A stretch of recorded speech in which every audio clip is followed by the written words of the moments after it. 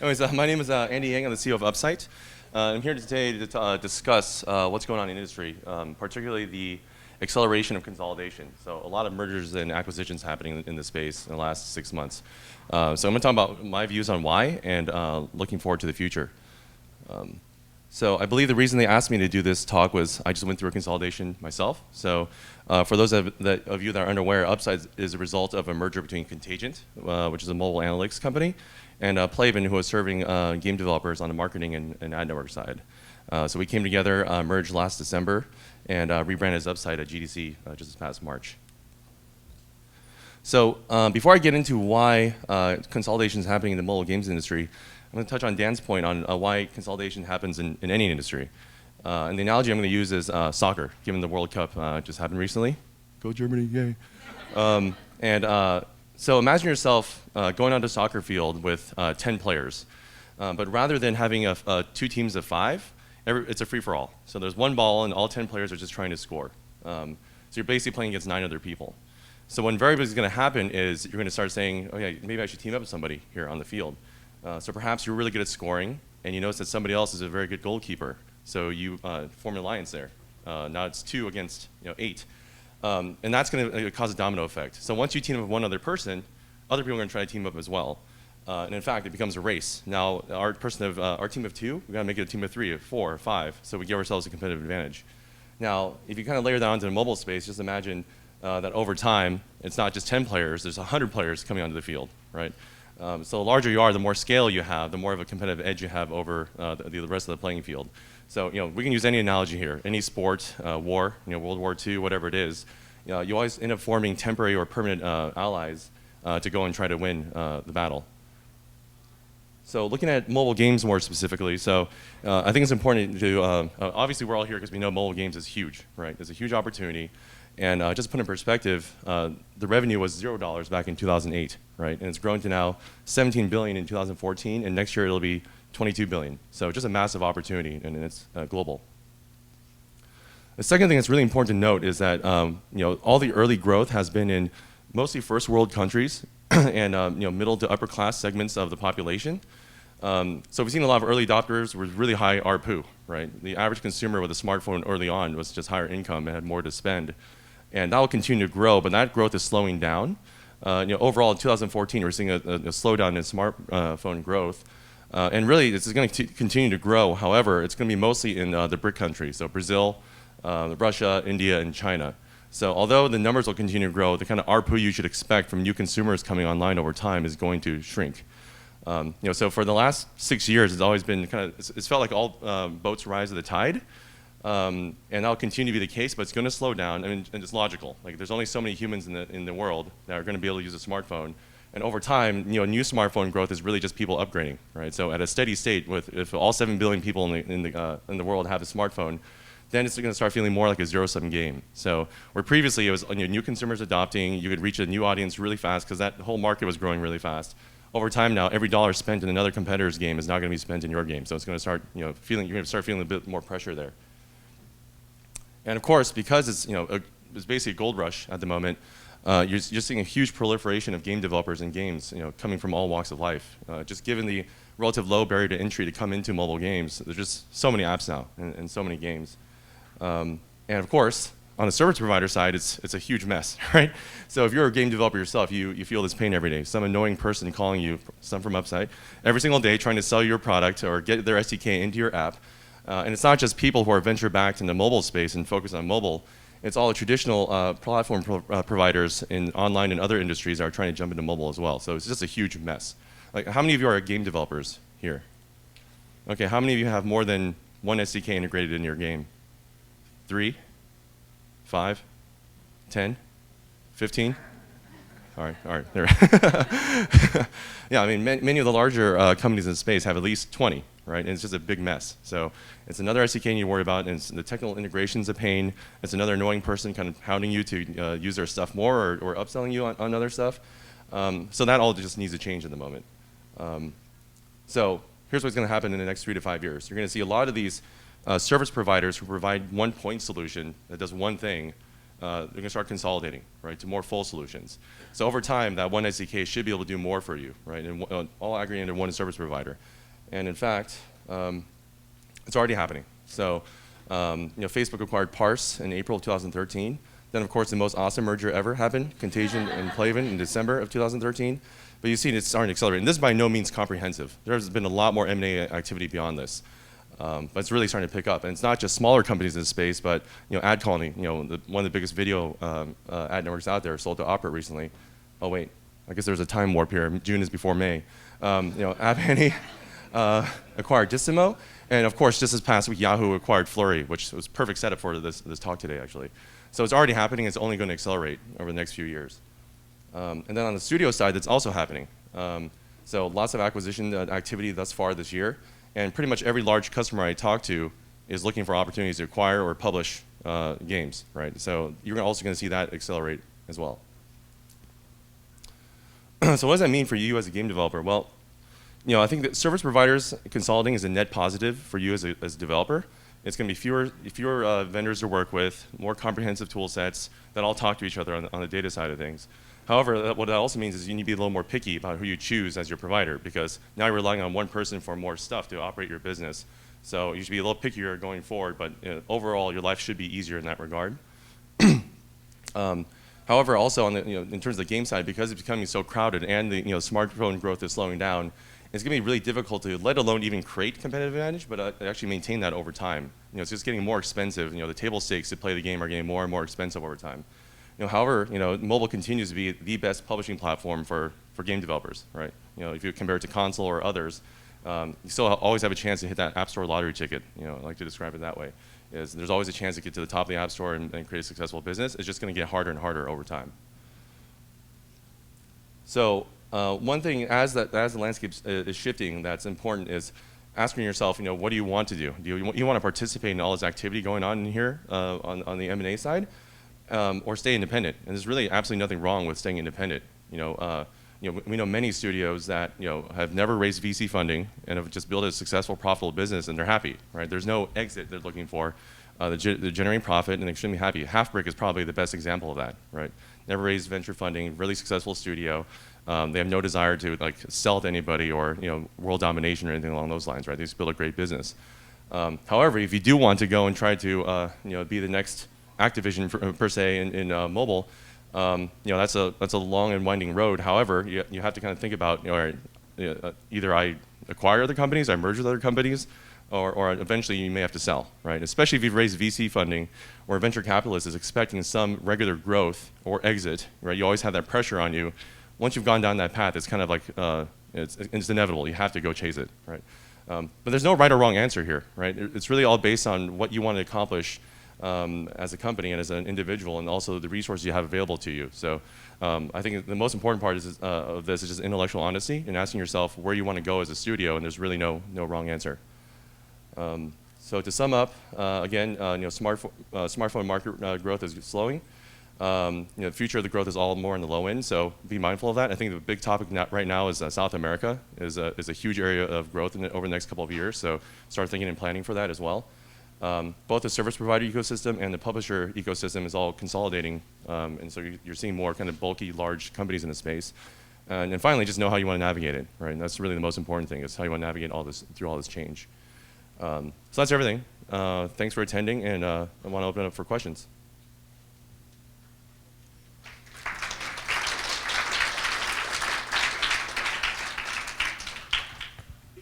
Please raise your hand, and Josh has got a microphone around, and you need to repeat the question for the camera. Okay, well, maybe I will start with a question. You've talked about consolidation this way, but about sort of this way. In the West, we're kind of sort of blessed. We've got the Google Play, we've got the App Store, maybe Amazon, but that's it. Whereas if you go over to Asia, there are dozens and dozens and dozens of app stores out there. Right. Can you comment on what it's like launching a product out there and what you have to deal with? Yeah, it's really challenging. I think there's upwards of 300 plus app stores in China specifically. And there's kind of a mix of, particularly on the Android, there's a ton of app stores. And then, of course, there are the kind of hacked, cracked iPhone app stores as well. So really, when you're looking to distribute in China, it's a tough challenge. You really have to work with partners there who are already established and have all the relationships with all the app stores. Otherwise, it's really difficult to navigate. I mean, there's a few that are dominant, but ultimately, if you want to get massive reach, you have to work with a ton of different app stores out there, and it's no fun, but it's worth the effort. So following on from the consolidation theme, do you think those stores are going to get consolidated together, and if we have this conversation next year, rather than 300, there'll be 200, 100? What's your prediction of what's going to happen? Yeah, absolutely. Anytime in an industry you have extreme fragmentation, the natural dynamic market force is for consolidation, right? It's just inevitable. So if you look at any space, there's always opportunities to roll up in the space. Larger providers are going to go look at picking up all the pieces and just compete against other large players in the space. So absolutely. However, what's interesting is the role of the publisher in China is much more useful than the role of the publisher here in the West because of that fragmentation, right? So it'll be interesting how that dynamic changes once you see more consolidation on that front. Do we have any other questions? Well, I'm going to continue monopolizing the questions if nobody else is good.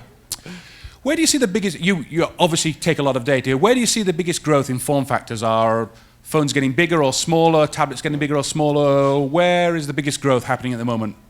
I think it's, I think we've seen tremendous growth in kind of the larger size phones and also some of the kind of smaller tablets as well. I mean, it's always constantly changing, right? Consumer taste is changing, but I think the iPhone 6 coming out this year is going to be tremendous, right? It's going to be huge.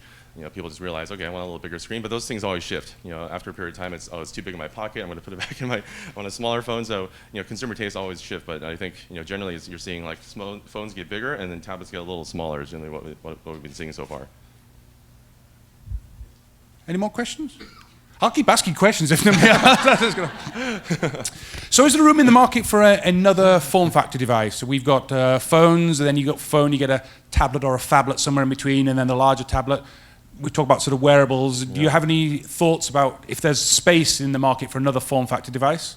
Yeah, I think the wearables stuff is really exciting because I think we're entering a world right now where we take internet connection for granted and we can access content from any device, and those will become more kind of specifically focused on certain things about your life. So whether it's a wristband or a watch or anything else, I mean, long term it's just going to be a chip that you embed that just does everything, right?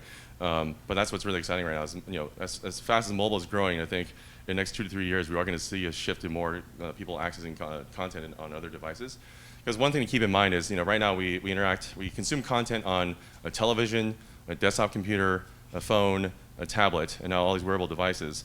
The one thing you can't change is the amount of time in a day that a consumer has to consume content, right? That's finite, unless you just never sleep. But even if you never sleep, it's only 24 hours in the day, right? So that you can't change. So all these different screens are fighting for a user's attention at any given time. And it's going to become a lot more kind of specific and focused on specific tasks and things that you're doing. So our attention, I think, will be spread out beyond the mobile device long term, as long as it's convenient and actually solves something for you. So it's going to be interesting to see how that change proliferates over the next 2 to 3 years. Oh, we've got a question. Yeah. Gosh, Josh. Oh, I'll wait for the question. I'm going to ask you one more. Okay. What laptop do you have? What tablet do you have? What smartphone do you have? MacBook Air, iPad Mini, and iPhone 5S. Yeah. That's pretty much Silicon Valley. I mean, that's pretty consistent. Most people here, I guess. I'm such a stereotype. Let me give you a microphone that works. Yeah. No, we need to repeat it for the camera, please. There you go. Does this work? Hello? Oh, I got it. Great. You mentioned that South America is a big area of growth the next few years. I'd be curious to hear your perspective on the kinds of companies, like where they are in terms of consolidation. Right, yeah. Well, South America is, I think traditionally South America has been really heavy on outsourced development shops who have now increasingly gone and actually built their own games. And then, of course, you had Vastu as this rising large company for a period of time that really kind of took a nosedive.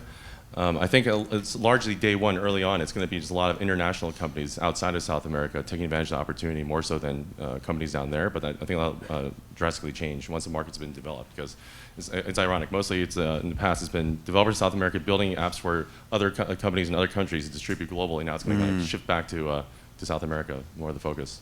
Okay, thank you. Yeah.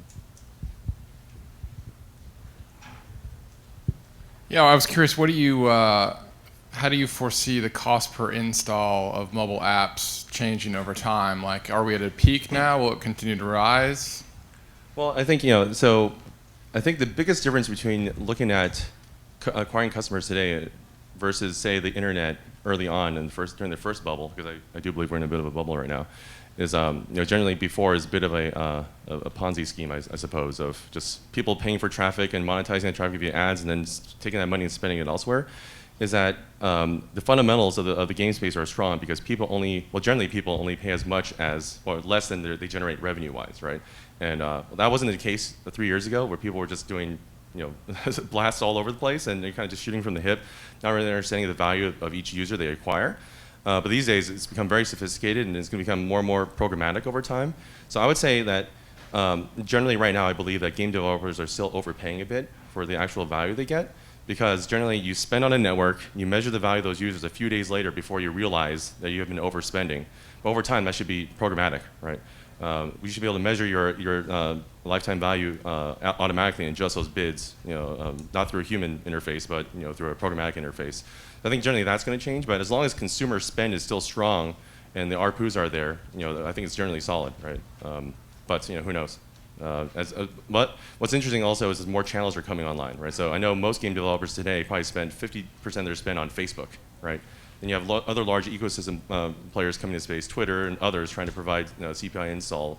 So it's going to be a function of supply and demand, right? So we've been so supply constrained for so long. I think that has to shift at some point, right? We're a little bit more demand constrained at some point, but we'll see.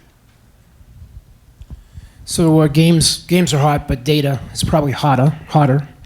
Can you, of course, can you address the consolidation that's taking place in your space and where you think that's going to go in the next 12 months? Yeah, absolutely. Considering Flurry and you guys and others. Yeah, so I would say the concept of analytics, purely analytics and data, is quickly becoming commoditized, right? Data for data's sake is not going to work as a business. You have to provide insights. You have to provide ways to do things to do on top of that data, right? Take action on top of that data. So you're going to see a lot of companies realize that they need more advanced analytics to really kind of do their job as a service provider. What we're trying to do at Upside is consolidate as many tools as possible and fold under one data set, so you can make the full kind of life cycle comparison and analysis of your users over time. But yeah, data as a standalone business now is dying, because when we talk to most game developers, the problem they have is not that they don't have enough data. The problem is that usually they have too much data to work with, right? They don't know which KPIs are really the most important at any given time. If revenue falls off 20% day over day or week over week, your question is always why. And it takes so much time to actually dig up and understand why that is before you can adapt and react. So it's going to be a lot of vertical applications built on top of data. And then there's going to be more of consolidation play of we're going to take massive amounts of data and build a bunch of set of tools on top of that to help you manage your audience from the beginning to the end of their life cycle. So that's already happening now.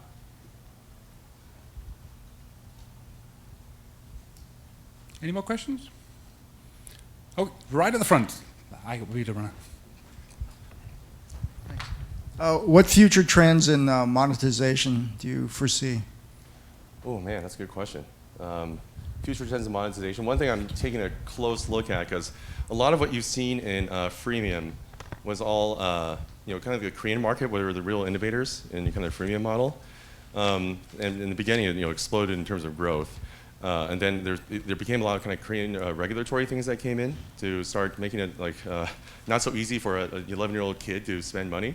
So I think there's a lot of that. There's that whole kind of that thread going on at the moment. The European Union pressuring Google to stop calling apps free if they're in-app purchases. So I think there's a lot of concern around just in general, do people really understand that when they buy a virtual good that they're spending money? So I think that's something that we should all be watching really closely and aware of, because that could really dramatically affect kind of the monetization rates, particularly since I think there are a lot of accidental purchases that are going on around from kids. Actually, a really funny story about that. So one of my closest friends, what his son will do is, he has an 8-year-old son. He will go to his mom or dad and say, "Oh, can you sign in with your iTunes password, because I want to download an app." What he's really doing is he's taking that password and starting to make in-app purchases. So he's learned not to do that now, right? So there's going to be a lot of that stuff to kind of clamp down on that aspect of it. But I think also I think the industry is also ripe for kind of alternative business models. For instance, I've always been curious about how if a subscription model could work out well in mobile games specifically. iTunes specifically doesn't allow you to do that if you're a game developer. But of course, subscription businesses are great. You maybe capture less upside on some of your whale whales, but I think there needs to be continued innovation. I don't think free to play as it is today is the end all be all, but we'll see how that goes. Then there's more people kind of getting into more kind of higher development costs and kind of higher quality content, maybe more episodic. So there's a lot of different things that we have kind of untouched, right? Right now it's so simple. It's either paid or advertising or free to play, but I think there's a lot of room for innovation there.